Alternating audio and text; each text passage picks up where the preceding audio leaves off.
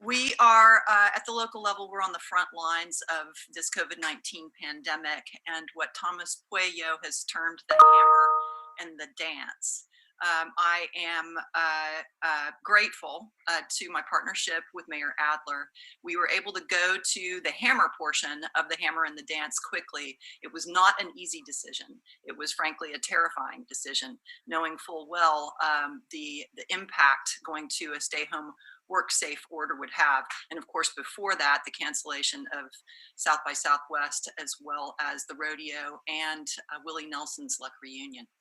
But in hindsight, the success of having swiftly gone to the hammer portion of our COVID-19 response has shown that we have, as a community, reduced our infection rate by 90%. That's been corroborated by modeling by the University of Texas. That reduction in infection rate has averted the kind of tragedies we've seen in other parts of the world and other parts of the United States. Now that we have gotten to a 90% reduction in infection rate, I know that we can't stay home forever. We do need to find ways to adapt to COVID-19 and begin commerce in a mindful and measured way. And there is no better partner to help us figure that out than commerce itself. So we've asked the Chamber of Commerce to be the host of a very big tent conversation about how we adapt our commerce to COVID-19. We don't yet have a sufficient testing capacity. We haven't yet topped out on the increase in cases locally. So we remain in a period of suspended animation until we see a stabilization in the increase in cases and our hospitalization rate starts to come down. The thing we must avoid is overwhelming our hospital capacity. That's when tragedy and unnecessary loss of life begins to spike in ways that our community simply can't abide. So we need partnership with our business community to find ways that we can adapt that will be safe for our residents, that will keep our infection rate low and manageable within our hospital capacity. And we also recognize that this has to be a group effort. This has to be a hands-on, all hands on deck, whereby we help each other keep that infection rate low. A top-down regulatory regime is not possible in this circumstance. We are reliant on property taxes and now that are capped and a diminishing sales tax because of our reduced commerce. So we will be relying on every Travis County resident to help us help each other. And so this is in the spirit of partnership. We're going to get through this by adapting to COVID-19 until we have sufficient test capacity and we have effective treatment and we have a vaccine.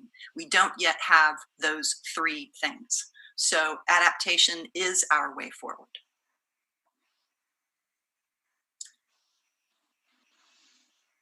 Judge, thank you. You know, I've talked to mayors across the state, and I really do think that our city and I enjoy a closer alignment with our county than just about anybody has across the state. So thank you for that. Thanks to Laura Huffman and to the chamber. I'm not sure that Laura was anticipating to be drafted by the judge and me on our very first day of the job, but I really appreciate her answering that call and the chamber helping us to organize this task force. And I want to thank all the volunteers who have agreed to serve on the task force. You know, I want to state right up front the concern I have with the task force and with this conversation, because I don't want people to hear this conversation is taking place and get confused about the threat of this virus being over, or believing that somehow we've mastered the virus at this point, or that it can't spread like wildfire. killing thousands of people in our city, because all of those things are as true today as they were the first week in March, when we first really started discussing this in earnest. We're going to be dealing with this virus for an extended period of time. It hasn't gone away. It's as infectious as ever. But we also recognize that we have to move forward. So on the one end of the spectrum, we socially separate, physically separate, and we do as much social distancing as we can. That will limit the spread of the virus. We've seen that, and we've seen that it works. It is really the best way to avoid infections and death, and to protect against the surge. But we also recognize that because of the impact on social needs and commerce and economic and well-being, we know this is not something we can sustain over an indefinitely long period of time. At the other end of the spectrum, we don't control physical interactions. We lift that. In that instance, the virus spreads rapidly. We would face a surge peak quickly.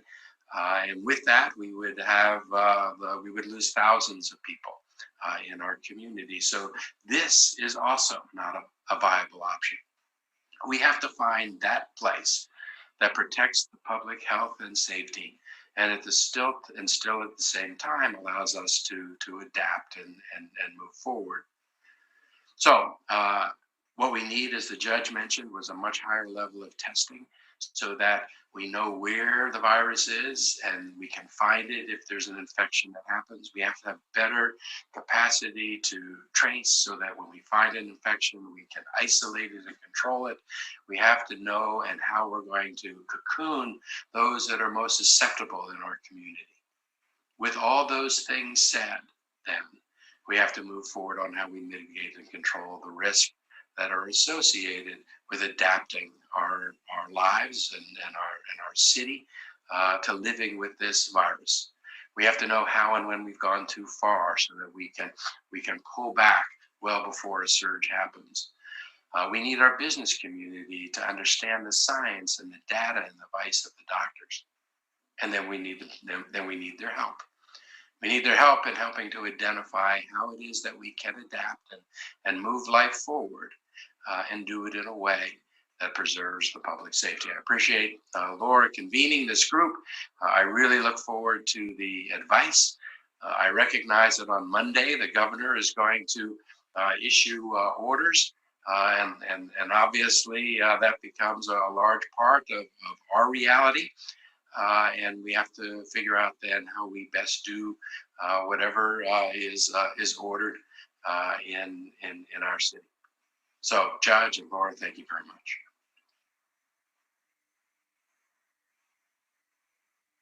Thank you. Thanks, Judge and Mayor. And good morning, everyone. No, this was not the call that I expected on my first day of work. The good news is I actually completed my new employee paperwork yesterday. So here's, I think, what I want to say. One is, we're really honored, Mayor and Judge, that you reached out and asked us to lead this charge. And I accept that challenge and the concerns that both of you have raised about the perception or the reality of moving too fast or too slow. I think that the charge that you have given to this task force is to hold two things at once. The first is to honor public health and community health. And I think that that is something that has become very personal for all of us, right? We've all been in our homes for quite some time now, figuring out how to live and work and educate from our living rooms. And so I don't think that that priority will be lost on anybody that's participating in the task force. And how can we thoughtfully and safely reopen the regional economy? So, I think you can count on us as a task force to hold those two things as mutual and interlinked priorities. I'm really pleased that this task force represents a wide range of interests in the community. We've got everybody from some of our local iconic businesses like Kirby Lane and P. Terry's to our large employers like Dell and Samsung. We've got our sister chambers, both within Austin and within the region. The outreach that I've received so far is that one, everyone is grateful that you have created a way to get that robust regional feedback. And so I think I can safely say on behalf of the entire task force, thank you. Thanks for giving us an opportunity to weigh in. Thanks for giving us the challenge to hold as mutual priorities public health and reopening the economy. We're going to kick off tomorrow with a Zoom meeting. So it'll be the Brady Bunch on steroids as a meeting. And what I would want to say is you can count on us to give you some extraordinarily thoughtful recommendations that scan all types of business interests and human interests in the community. Thanks. Wonderful. With that, we'll go ahead and open it to questions. As a reminder, please use the Q&A button at the bottom of your screen. I know some of you, I'm looking at KXAN, Business Journal, Statesman, emailed questions. If you can add those to the Q&A tool, that'll be very helpful. So our first question is from Christian Flores with CBS Austin. Is there a number of illnesses and deaths where you would scale back once beginning the phased-in opening? Kristen, we have been working hand in glove with the University of Texas doing modeling since the end of, actually since the beginning of March. So we have a pretty good idea, possibly a better idea than most other areas of the country, what our hospitalization rate is. We have an excellent collaboration with our 3 hospital groups, as well as Central Health in the Austin-Travis County Public Health apparatus. So we have a pretty good idea of what our infection rate is, extrapolating from our hospitalization rate. What we know from their analysis is that we have reduced our infection rate by about 90%, and that has kept us within our current hospital capacity. If we were to fall to something less than 80% reduction in our infection rate, we would begin to overwhelm our hospital capacity, and you would start to see the kind of chaos we've seen in other countries and other parts of the country. Other parts of the United States. So we believe that the threshold where we can absorb our infection rate is 80% or above. So at least as a starting point, I don't believe that we could fall below 80% and sustain it. What that means, as we open commerce, we also open the probabilities of infection. There's just no getting around the fact that an opening of commerce will increase our infection rate. But we cannot go below an 80% reduction in our infection rate. We cannot afford herd immunity. Herd immunity would mean thousands of deaths in Travis County and the 5-county region.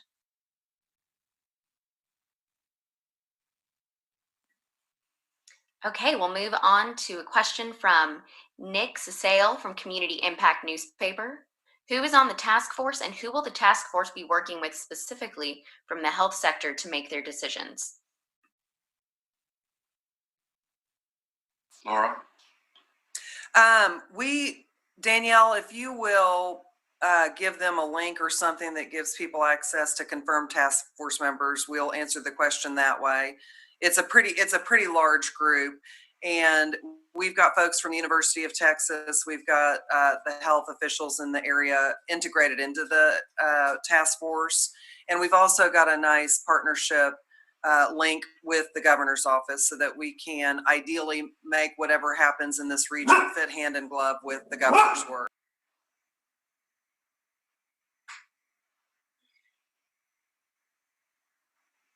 Okay, we have a question from Bob Sackler from the Austin American-Statesman. There have been huge job losses so far this year as a result of the coronavirus-induced economic downturn.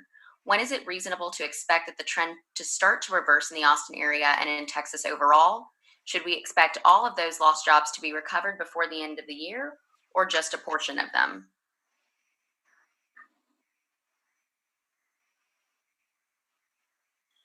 I don't know the answer to that. I don't think we know the answer to that question. We're not going to know, we're going to know a lot more a month from now than we know today, and we're going to know a lot more 2 months from now than today. Life seems to be changing almost on a daily basis right now. So I don't think anybody knows. I mean, part of the reason why we need to have the testing capabilities at a really high level is so that we're able to test and monitor what the impact of whatever adaptations or behaviors we use. So I don't think anyone can give you a good answer to that question. Although we do have Workforce Solutions, Tamara Atkinson is part of this task force. Workforce Solutions has been a fabulous partner to both the mayor and myself. The mayor spearheaded the 10,000 by 2021. Pre-COVID-19, we were at a less than 3% unemployment rate, but still we were seeing people with very thin margins in our community. And the mayor spearheaded an initiative through Workforce Solutions and asked for me to join it so that we could identify those individuals who were at thin margins and invite them to job skills trainings that would pull them up into mid-wage jobs and careers that would really be sustaining. So we do have a jump start in our work with Workforce Solutions. Travis County launched, what day is it today? Thursday. So 2 days ago, we launched an economic recovery dashboard, and the first deliverable on that dashboard is a data set that shows precisely where our population is that is applying for unemployment insurance and how hard they're hit, who specifically, what specific job types have been lost. So we are going to have a targeted approach to adapting in COVID-19 until we have sufficient testing, until we have a vaccine and a treatment. So I know that this is painful for everyone, and it's most especially painful for the folks who are living at thin margins even before COVID-19. So we are laser focused on those communities and those job types to make sure that we have a plan to come out of here as a team, that it truly is an all hands on deck. Okay, and we'll go to part 2 of Bob's question. How is the success of a task force like this measured? Can we expect it to reduce unemployment numbers? I think that unemployment numbers are frankly secondary to infection rate. This is a deadly virus. It has a high mortality rate in comparison to other viruses. So first, we must look to the infection rate. But we have to balance the economic well-being of Travis County residents. The two data sets are inextricably linked. We have to find a way forward that is viable for folks from an economic standpoint, but also is viable for folks from a medical standpoint. I agree with what the judge said. I would answer the question, how do you gauge the success of the task force? First, in how well the task force members understand, learn, and appreciate the science and the data and the advice from the docs. And then second, I'd measure the success on the well-reasoned and deliberative and informed recommendations that they're able to give to the judge and to me and to the other public officials.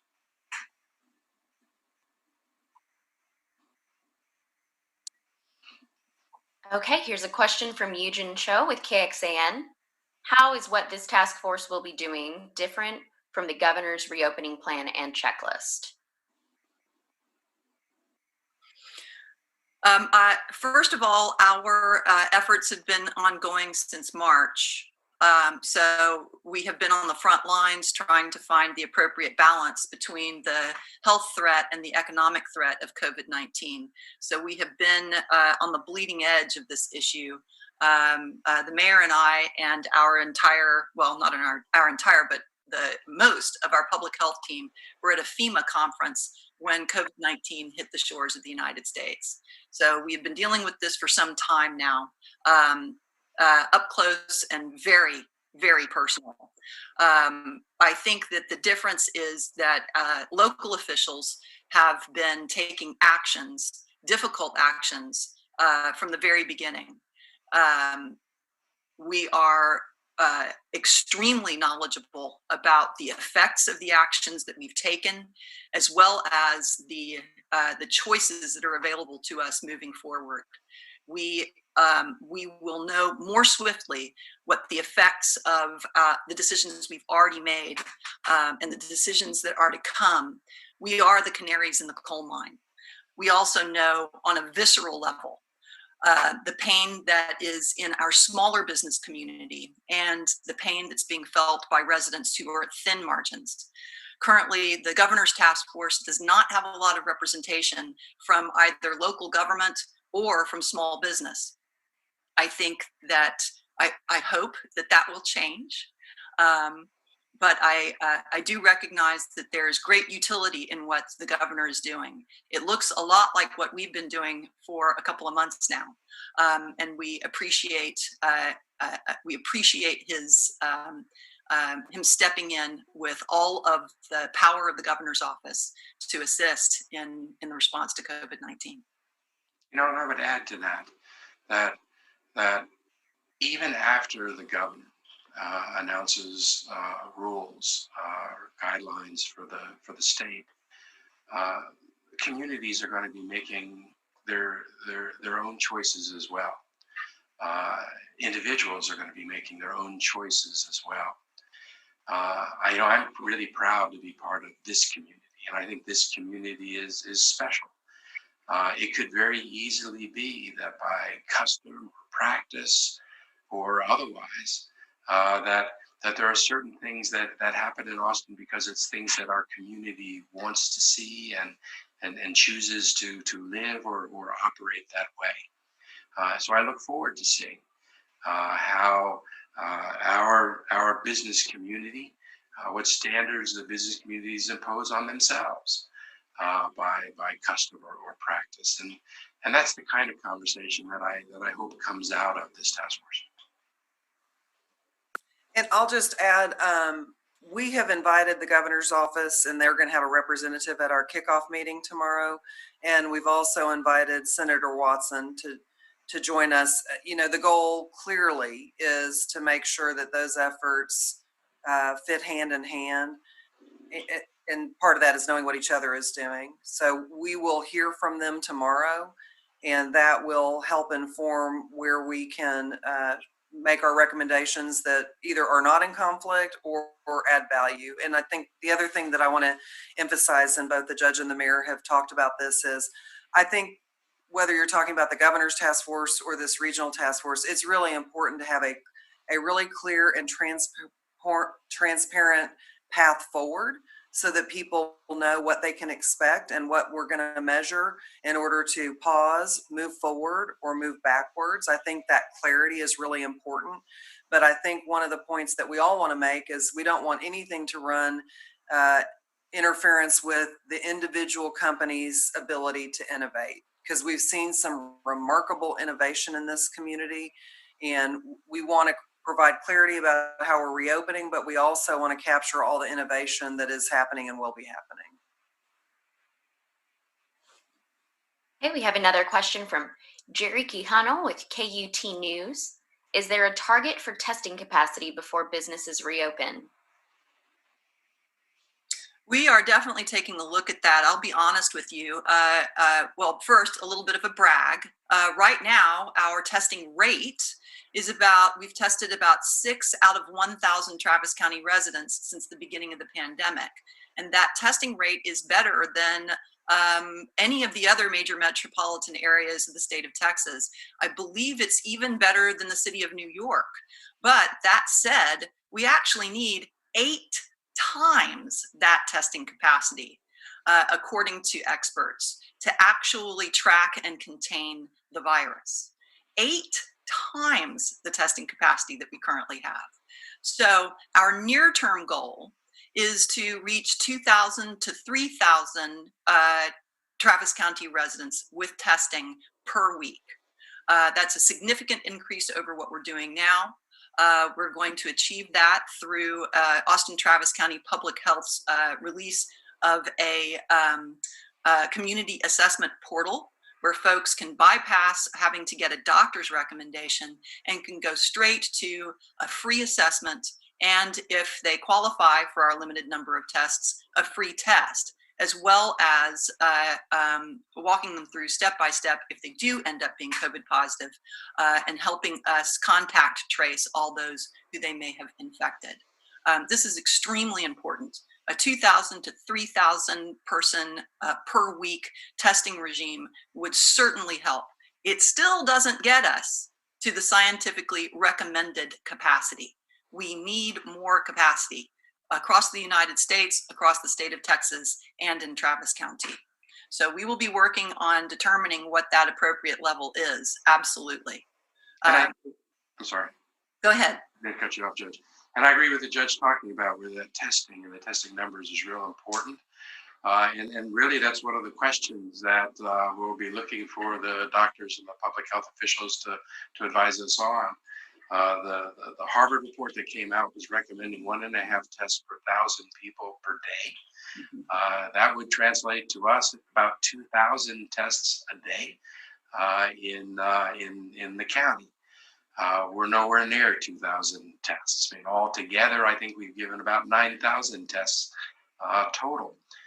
We have a lot more testing capacity coming on. My hope is that really soon here in Travis County and the city, you're going to be able to go online and without a doctor, just go through an online enrollment to be able to take testing. We have greater testing capacity that's coming. But from where I sit at this point, I think probably the goal is probably going to be more like 1,000 tests a day or 5,000 tests a week. But setting those levels and those expectations, and whether we need to go past that is one of the open questions right now. Okay, here's another question from Eugen Cho with KXAN. When will the task force make its recommendations or release its reopening plan? I think we're working backwards from May 8th because that's when the orders locally expire. So my hope is that we have at least the outlines of something that can help inform what happens post May 8th. Does that sound about right, Judge and Mayor? Thank you so much for your help on that. Yes. Okay. And then, quite frankly, Laura, it could be iterative. As you impanel this group, I'm sure there's going to be decisions that are even made past that. So having the access to this kind of knowledge is going to be important even on an ongoing basis. Yeah, I think that's a good point. So May 8th as a beginning point, but understanding that until we're all the way out of this, I think the idea of collaboration is going to be central. And here's the second part to that question from Nick Sissel from Community Impact Newspaper. What form will task force recommendations come in? Written? Sounds good to me. Yeah, I think that in order to meet the test of transparency and clarity, we'll put something in writing that goes to the judge in the county and the mayor in the city. Of course, the meeting and the deliberation will be done on Zoom because we've all grown to love Zoom so much. We just want to keep Zooming, but we will reduce the recommendations to writing and provide those to both the county and the city. Okay, and I'm going to combine these questions from Ken Herman with The Statesman and Mike Canales with Fox. From what you've heard from Governor Abbott, are you concerned that he might be moving too quickly toward reopening some categories of businesses? And do you agree with what the governor's reopening plan announced on Monday? Do you think it's too soon?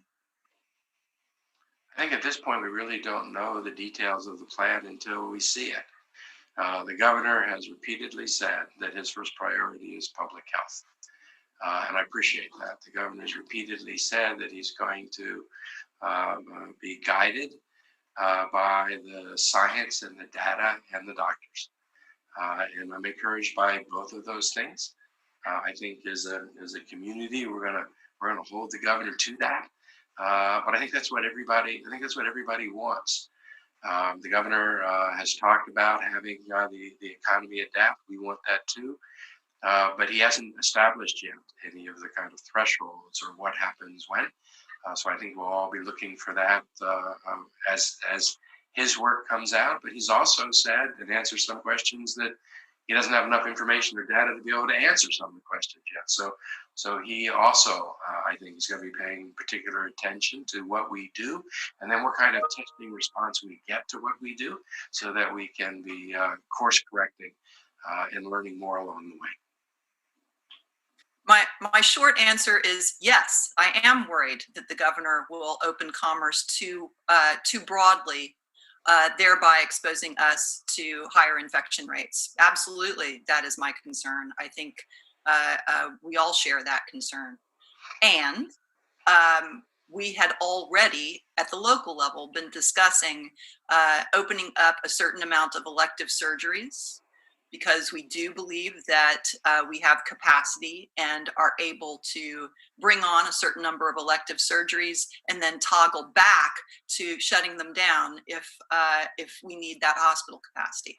So I am not concerned with that recommendation by the governor. I'm also, frankly, not concerned with the recommendation by the governor of opening up curbside retail, because the grocery industry, an essential business, has already shown incredible adaptations, swift, courageous, innovative adaptations that have reduced infection rate, even in an essential business that has a very high touch rate. And I believe that the retail, curbside retail, will be adopting those innovations and thereby keeping the infection rate low, even as they open up commerce there. So elective surgeries and curbside retail, I think, are appropriate advances into adaptation. But I do remain concerned about other openings to commerce that will open us up to infection rates that are unsustainable. Okay, y'all, we have just a couple more minutes here, so I'm going to try to get to as many questions as we can. This one is from Daniel Salazar with the Business Journal. I believe this is for you, Mayor Adler. It's been several weeks since construction was allowed again under a statewide order. What results has the city seen in that industry since then, as far as reopening is concerned, and how they do not inform reopening other industries? Well, in the last several weeks, as construction's been opening, we obviously have a lot more construction going on. We adopted some guidance, and that's been adopted by many in the construction industry, but certainly not perfectly. We continue to monitor and watch to see if there are clusters that are developing. My hope is that we do a pilot test at one of those sites to see what kind of results we get with respect to infections. But at this point, this virus leaves a certain lag time. So the kinds of infections that we see today are probably, and hospitalizations we see today are followed by 2 or 3 weeks the infection itself. So it's something that we have to continue to monitor, and we are monitoring. But at this point, that's the same kind of thing that we're talking about, or people are talking about in terms of adaptations. What are the guidance? What are the rules? What are the best ways to minimize the risk? And then to test thoroughly around it, so that if there are signals that we're doing something that's not working, we can correct it before we're in any danger of any kind of surge. Okay, I'm going to try to get to 2 more questions here. This one is from Emma Freer with Austonia. As the regional economy reopens, will emergency resources such as unemployment benefits and utility shutoff protections still be available to residents who need them?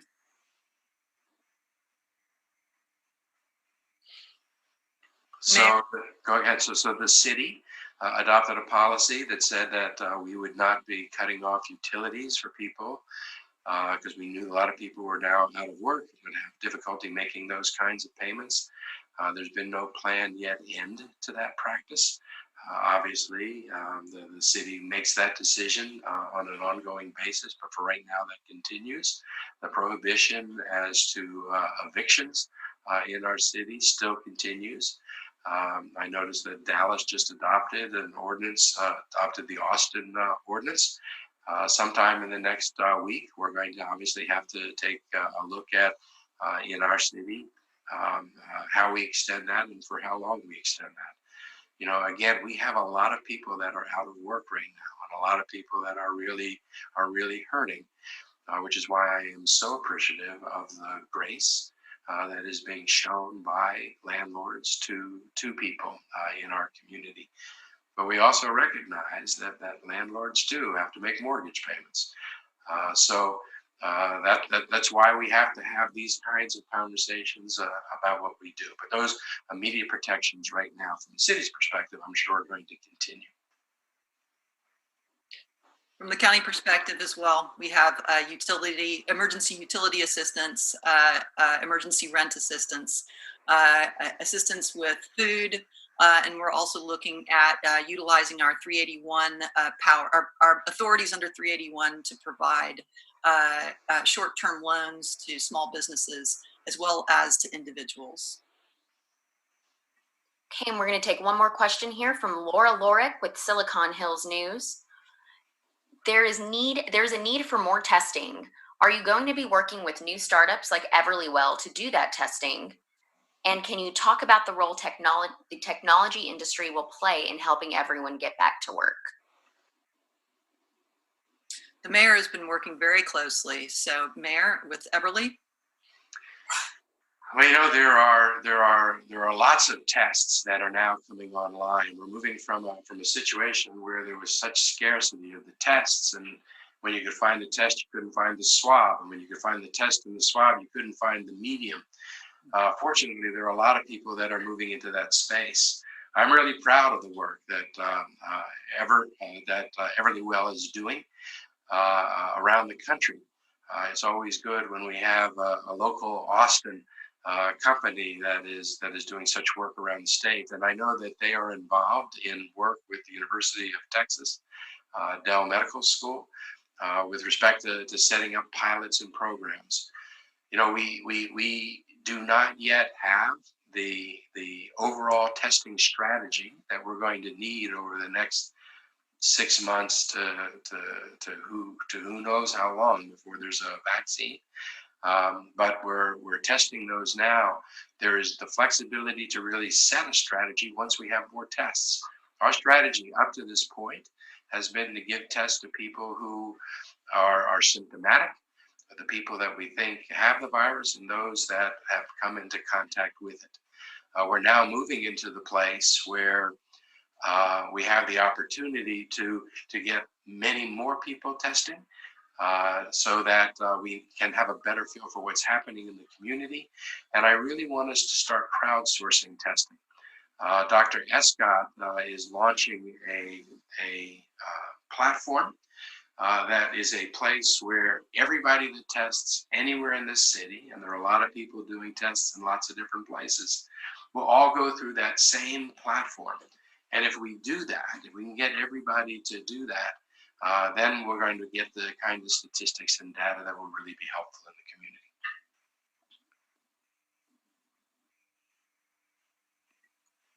Great. Any final remarks from Judge Eckhart, Mayor Adler, or Laura? I'll just say briefly, this kind of collaboration is what's needed during a pandemic, but it's also what's needed even in blue skies. Collaborative leadership is the genius of democracy, and because we have been able to come together so swiftly at the local level, we will know where all of our testing is coming from, whether private or public. We will know the results of that testing. We will know and do know our hospitalization rate and are able to make well-informed decisions for the benefit of our community. It's that kind of collaboration, that sort of collaborative leadership that's absolutely necessary, not only at the local level, but also at the state level and at the federal level. There is a tremendous amount of innovation that is happening in this dark time. There is a silver lining in that we are getting reacquainted with the idea that we truly are all connected. And it is going to take the efforts of every single one of us in order to come through this dark time and be better than we were before. If we will be different, there is no return to business as usual. This will require adapting to a new world.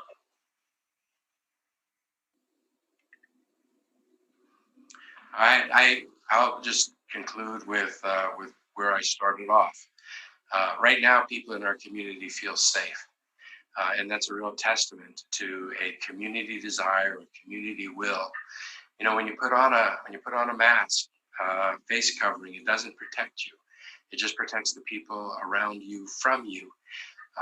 So when we walk into a grocery store and see people walking around wearing face coverings, we know that they're doing that for us. We have a community now that has stepped forward in a pretty selfless way in order to make everybody feel safe, to slow the infections beyond what we had thought when we started a community would actually step up and do, frankly.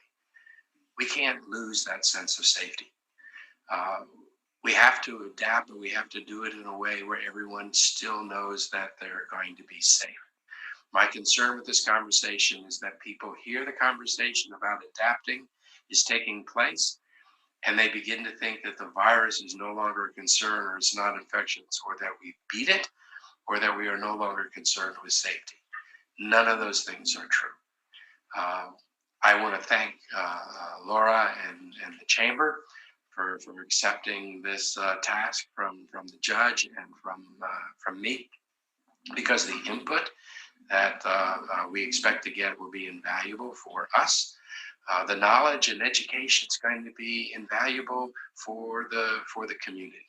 So I just want to say thank you. Look forward to the kickoff tomorrow. Thank you, Mayor and Judge, and thanks everyone for joining us. I'm looking forward to leading this task force on behalf of the Chamber. I think Mayor, I want to just say that I completely understand the concern that you expressed. You can count on us to lead with heart. Everybody that works in a business in Austin also lives in the community. And I think that we understand that leading with the public health interest is important in this. And Judge, I love the challenge of collaboration and innovation. And my hope is that what you will see out of this is that this task force, as a way of representing the region, will come together. We'll show you what true collaboration looks like. We'll show you what innovation looks like. And Mayor, will lead with heart. So thank you. Thank you very much.